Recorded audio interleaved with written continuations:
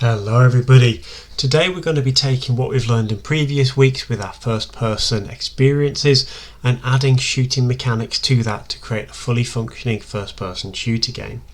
What you can see here is that we've got the 6 steps we're going to be following throughout the course of today's lesson.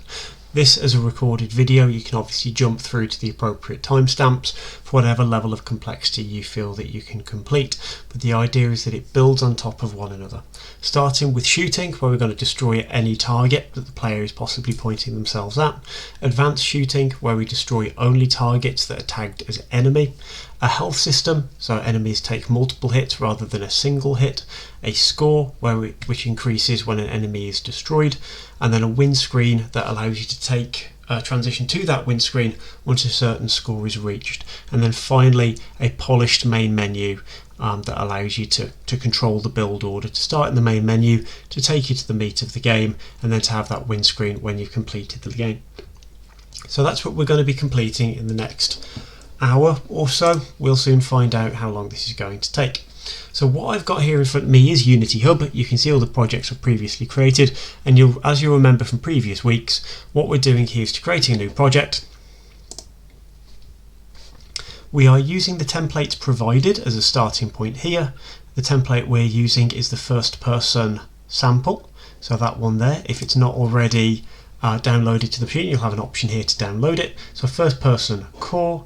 Give it an appropriate name. I'm choosing to call it FPS demo, and a location to store it on. I highly recommend storing it in the downloads folder of the machine you're on, so OneDrive can't get its meddling hands on it. I've already gone through that process, but it will take a good 10 minutes for it to download that project and to open it for the first time use. So this is the project that you'll open up to, so the first person template, as many of you will have seen in previous weeks. What we've got down the space is at the bottom is our asset space, our hierarchy, our scene and our game windows, and we've got information about the template here. As soon as you select any game object, that will change to the inspector and you'll be able to see the information about the currently selected game object. The player capsule is the player. And if we go into play mode, you'll be able to see that the player can move around, they can walk, they can jump, shift runs. There's no objective to accomplish, but we have first person mechanics built in to this template, which is exactly what we need. Remember, to get out of play mode, you press escape to bring your cursor back, and then you press the play button again. Remember, that play button is a toggle. You never press the pause button, you never press this. We don't care about them. It's either in play mode or not in play mode. Remember, any changes you make, you must do so out of play mode, otherwise it will forget them. So we're going to be writing script. The first important thing to remember for any computer that you're working on is Unity set up to talk to our scripting editor, which is called Visual Studio. If you don't do this step, you're making your life needlessly hard. So what you have to do every time you sit down to a computer, edit, project settings, and just double check inside of here in the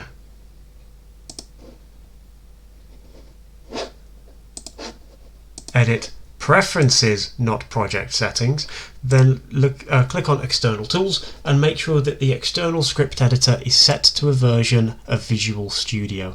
I've got multiple versions of Visual Studio installed on this computer, but the ones down Coombswood should be Microsoft Visual Studio 2019. Doesn't matter which one, as long as you've got a Microsoft Visual Studio selected. You don't want it to say open by file extension, because your life will become more difficult. So check that first. Next thing we're going to do is work through our list of things we want it to do. We want to be able to shoot a target by pointing at them. Unity, this is all done through code. The scripting that we write is in a coding language called C#, and we're going to edit that in Visual Studio. So with my player capsule selected, I'm going to go into the hierarchy. So by clicking the little down arrow to see the children, I've got the player camera root, and I've got the capsule. However, the main camera is the bit that actually does the pointing. And if I go into play mode, what you'll be able to see is if I just take the game window and snap it over here so you can more easily see. So while the player is moving around, you'll see that the player turns left and right, but the camera is what points up and down. Now we could equip our character with a gun, and we could put that in the bottom right hand corner of our scene. But for today we're going to pretend that our character has laser eyes, and the shot is going to come directly out of their eyes, which is the camera, in this case the main camera. It's important we attach it to the camera, otherwise when we look up and down it won't go the direction that we expect.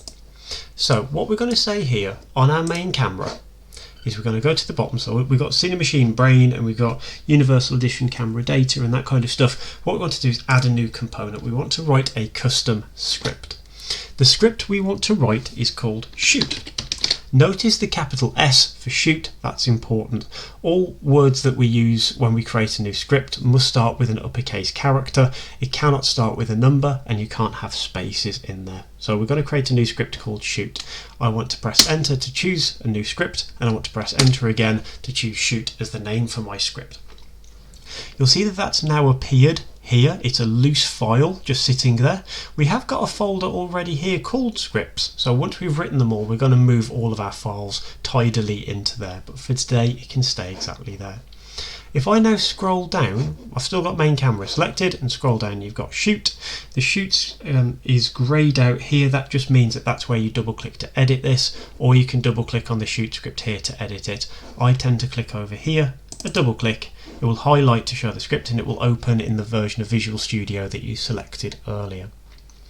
Visual Studio is an IDE, an integrated development environment. What that means is it will auto-complete code for you, meaning that you don't have to memorize everything we're going to go through today. You just have to remember some of the key, most important things. One of the most important things we need to do here is in this update loop. So we've got some comments here. Start is called before the first frame, update is called once per frame. These come for free. These are called methods. These are the two inbuilt methods that we care about. Per frame, we want to do something. What we want to do is check, is the player pressing the left mouse button? And if they are pressing the left mouse button, shoot an invisible line called a ray out of our eyes, and then whatever that ray touches, we destroy. So to do that, we need to do a series of things. We need to write an if statement. An if statement starts with a lowercase I for the word if, and then open and close regular brackets, which are shift and 9 and shift and 0 on your keyboard. What we then need to say is, well, cast a ray. So to do that, we use raycast hit. Before we get there though, what we need is to do physics.raycast. So physics is an object that deals with physics. Raycast, and then the raycast needs to know some information. If I hover over the word raycast, it actually tells me the information it cares about. Now you probably won't be able to interpret this at this stage, but understand you can get a good hint. What it wants to know is the origin. That's the first piece of information it needs to know. Where is this ray coming from? Then the direction the ray is going, how far, and other pieces of information as well. So physics.raycast, where is it spawning from? Transform, lowercase t for the word transform, dot position. Notice that if it's not letting you do the autocomplete like I'm doing here, you didn't pay attention a few minutes ago when I said go and make sure it's linked to Visual Studio. If it's not doing the autocomplete, save it, close Visual Studio, go back to edit and preferences like I showed you a moment ago, go and set it to Visual Studio, and then it will do the autocomplete for you. So transform.position is the first thing we need to say, spawning from the point of origin of the object this script is attached to, in this case the camera. Spawn from the center point of the camera. Then the direction we want it to point, transform.forward. The forward direction of our camera. Makes sense that a gun would point forwards, or the bullet would leave the gun forwards. What we then need to say is some information about what we are going to hit. So I've deliberately done this in two different steps. What we need above our if statement is information about the thing we're about to hit. So we need to store that. So I've just gone the line above, and what I'm going to do here is to create a raycast hit. Notice uppercase R, lowercase c, uppercase h. No spaces, raycast hit, all one word. I'm then going to give that a name, some way of remembering the information about what our raycast hit. And I'm going to call that thing the word hit. So notice that says raycast hit, space, hit, semicolon to say that I'm done. The word hit in this context is saying, hey, you're not using this at any point, that's why it's gone green, but we are going to use it now. Going back to my physics.raycast, transform.position, transform.forward, I want to store any information that I get out of this collision, so a keyword there, out, it should go blue. I want to store it in this object we just created called hit. At the end of the line, I'm going to open and close a squiggly bracket and then press enter, which will tidy everything up, meaning I have an open squiggly bracket there and a closed squiggly bracket. Squiggly brackets on your keyboard are shift and the one next to P and the one beside that next to enter. Notice as well I've got a little star next to my shoot script up here, meaning this script has not yet been saved. So I'll press Ctrl and S. Right now, this isn't a particularly strong script because it will just shoot a raycast every single frame. So we need to make this even more appropriate. We need to say only do this if we are shooting something and we're pressing the left mouse button. So in order to do that, we're going to wrap all of this. So starting just back up to there, we're going to write an if statement again. And here we're going to say if input with a capital P, input dot get mouse down, get mouse button down accurately. Open and close regular brackets, they're called parentheses, and in there we need the number of the button that we're looking for. 0 is left mouse click, 1 is right mouse click, and 2 is middle mouse click. So I'm going to put a 0 in there. So if we are pressing the left mouse button, then I want to open a squiggly bracket and do everything else. But notice I've put a squiggly bracket in and it's put an automatic closing one in for me straight there, which is not what I want. So I'm going to press delete to get rid of that one. Notice that was delete, not backspace. Then I'm going to go down to the bottom of my double chunks here and put another one in. Visual Studio will then auto tidy it and indent it so it's easy to read. What we care about though is if I've pressed the left mouse button, generate a ray, see what that ray hit, and then do what? Well, we want to destroy the thing we have hit. So we want to destroy, keyword destroy there with a capital D, open and close regular brackets, and in there we care about the thing we have hit. Hit is a raycast hit, so hit just stores information about the collision. What I want to do though is to get the thing I have hit and find the game object of the thing I've hit. Notice I can't do that straight away. I can't find hit's game object, but I can find hit's transform dot game object. And I'm going to do semicolon to say that I'm done.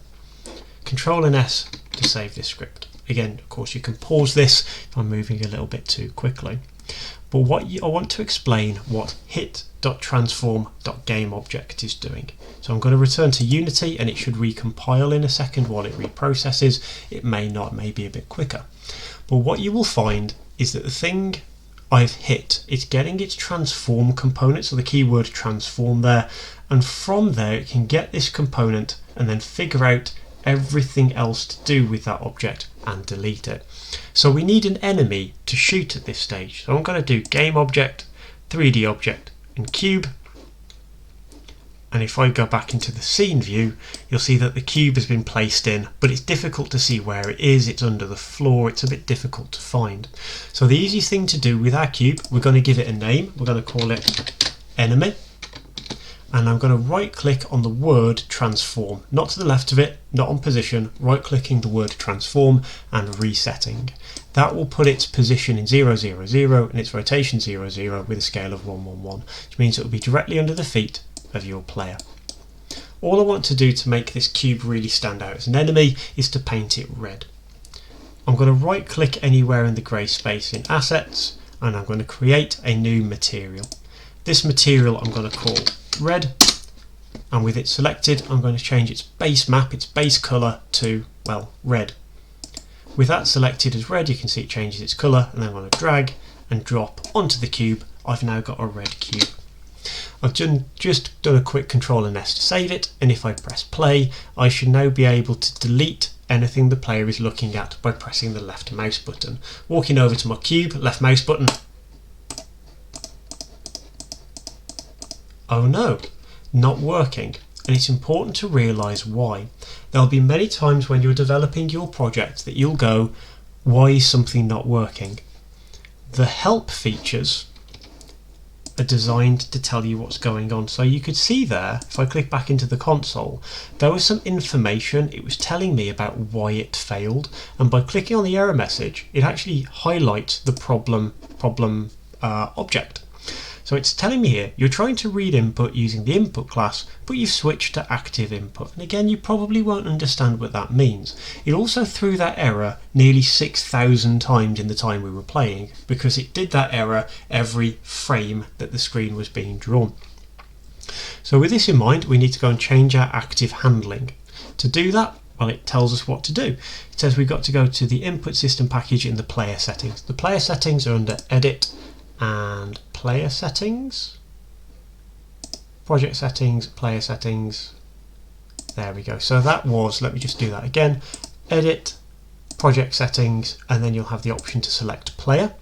When you're inside of player, we can scroll down over here to other settings, and you'll find it just under this configuration space. So configuration, active input handling. We're going to change that from the input system package new to both. And we're going to apply that, and it will force us to possibly restart Unity, which is what it's doing now. This is because the newer system for using input is a far better way of doing things, but we want to keep things simple for our early demonstrations this time of the year. So Unity is obviously doing a quick restart now. While that is restarting, what we're going to do is think about how we can change our code to make it even better.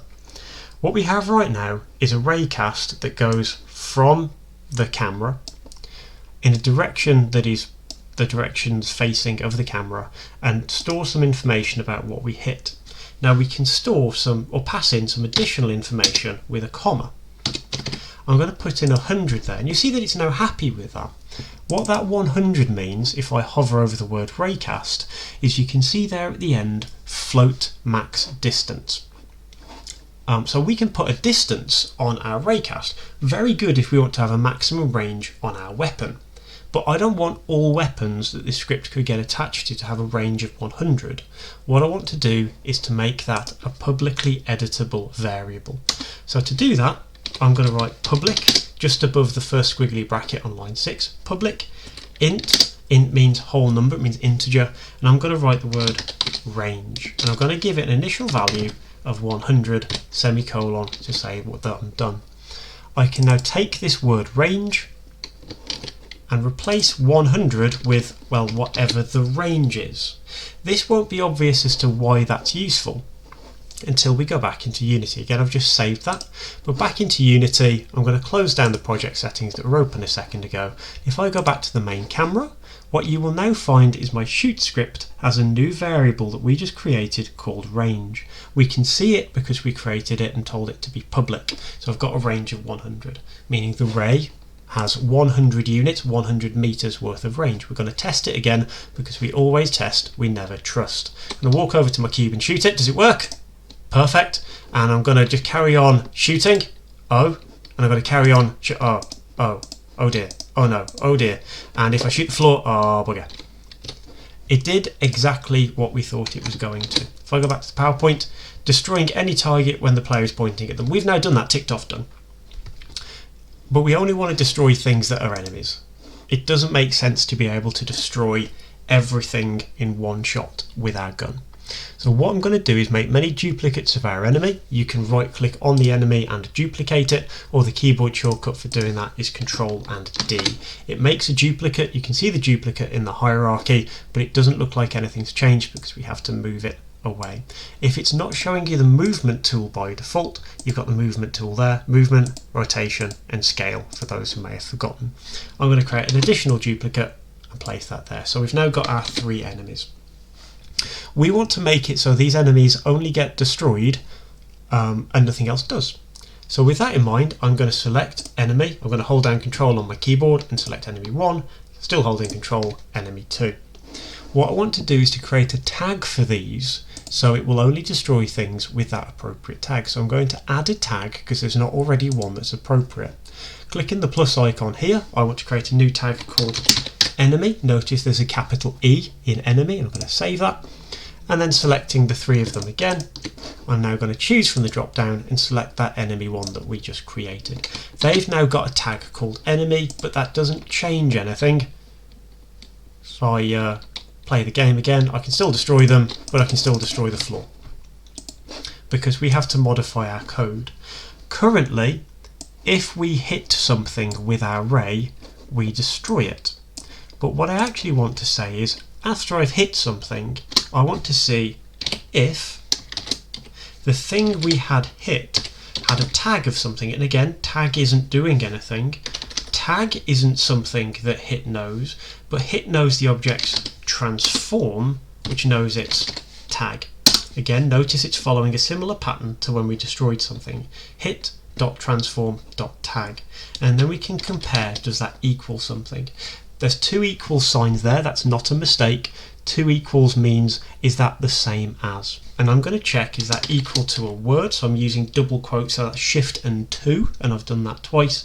The word enemy, exactly as we spelled it before. At the end of that line of code, an open squiggly, but again it's put a close squiggly in for me, which is not what I want. I'm going to delete that close squiggly there, go to the line below, press enter, and you'll notice I've got an unhappy squiggly on line 28. That's because I don't have the right number of pairs. I want a pair to match up with this one, which will go here, so a closing squiggly. Everything will line up. I've got a partner, I've got a partner, I've got a partner, got a partner, got a partner. Again, I'm going to press Ctrl and S to save that, and now it should only destroy things tagged as enemy no matter what we're pointing at. Always test, never trust. Is this true? So I'm going to try and shoot the wall. Nothing, that's good. I'm going to go and shoot our enemy. Does it work? Yes. Yes. Yes. And I'm going to test a few more things, not destroying it. So that's a really positive sign. We've now done 1 and 2. Doesn't make sense for our enemies to be destroyed in one shot. Our enemies should have some form of health so they can take repeated damage. We're now going to make a new script. Now I showed you earlier how you can create a script by adding a component, but we want to make a new script that applies to these 3 objects. So I'm going to right click anywhere in the asset space, and I'm going to create a new C# script, which is towards the top of the list when we create C# script, just at the top there. We're going to call this new script something along the lines of health. Capital H follows the same rules as before, must start with a capital letter, mustn't start with a number. And what you'll find is Visual Studio has a bit of a moment where it tries to open it, but ultimately fails. So health has been created, going to give it a double click, and there we go, we've got a new health script. We've got our shoot script, which is still there, and our health script.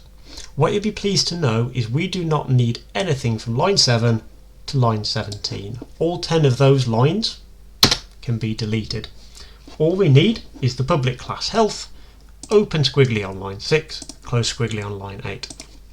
In between, what we are now going to do is to create some information that each enemy or each thing that needs a health would need to know. Public, it's got to be publicly accessible so we can see it in the inspector in a moment in Unity. Integer, I want this to be a whole number. Int is short for integer. And how much HP we might have. Notice I could use the word health, but you cannot have a variable with the same name as the as the class. So I've created this thing called HP just so it doesn't clash with the name. How much HP should an enemy have by default? I don't know, 3 hits, semicolon to say that I'm done. Each enemy that I attach this script to will take 3 points of damage. Okay, but now we need to write some code about what should happen when it gets hit. At the moment, when we shoot something, we just destroy it. But what we're going to say is, see, does that thing have a health script? And if it does, tell it to take some damage. To do that, we're going to write a method. A method is again publicly available. It doesn't return anything, so it has a return type of void, and then we need to give it a name. I'm going to call it take damage. Notice the capital T and capital D. I'm going to open and close regular brackets, then I'm going to open and close squiggly brackets and press enter to just fill that out.